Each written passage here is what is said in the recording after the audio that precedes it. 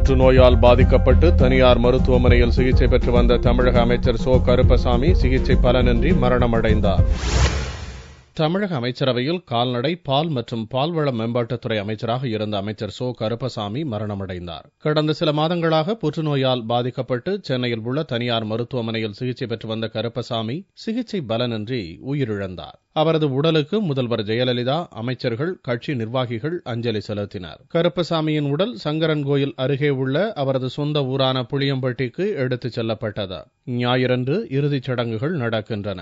மறைந்த கருப்பசாமி கடந்த மே மாதம் அமைச்சர் பதவியேற்ற சில நாட்களிலேயே உடல்நலக்குறைவு காரணமாக கால்நடைத்துறை அமைச்சர் பதவியிலிருந்து விளையாட்டு மற்றும் இளைஞர் நலத்துறை அமைச்சராகவும் பின்னர் இலாகா இல்லாத அமைச்சராகவும் இருந்தார். சங்கரன்கோவில் தொகுதியிலிருந்து எம்எல்ஏவாக தேர்ந்தெடுக்கப்பட்ட கருப்பசாமி 4 முறை எம்எல்ஏவாகவும் 2001 முதல் 2006 ஆண்டு வரை ஆதி திராவிட நலத்துறை அமைச்சராகவும் இருந்தவர். அதிமுகவின் அமைப்புச் செயலாளராகவும் ஆட்சிமன்ற குழு உறுப்பினராகவும் இருந்த கருப்பசாமியின் மரணம் அதிமுகவினரிடையே சோகத்தை ஏற்படுத்தியுள்ளது.